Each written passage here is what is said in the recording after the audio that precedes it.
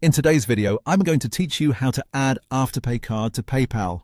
Before you begin the process inside PayPal, the first thing you need to do is generate your Afterpay virtual card ahead of time.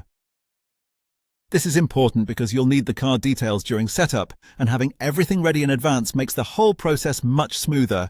Make sure your virtual card has already been created and that you can access the card number, expiration date, and any other required information before moving on. Once your Afterpay virtual card is ready, open PayPal and go to your wallet section.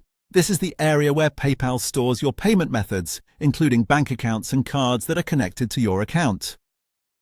If you're using the mobile app or the website, the wallet section is usually easy to find from the main navigation.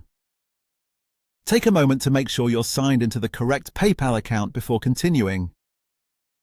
Inside Wallet, look for the option that says Link a Card. Tap or click on that to start adding your Afterpay virtual card. This step is where PayPal allows you to manually connect a new debit or credit card to your account.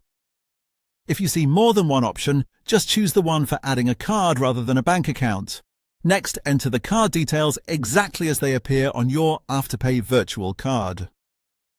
This usually includes the card number, expiration date, security code, and billing information if requested.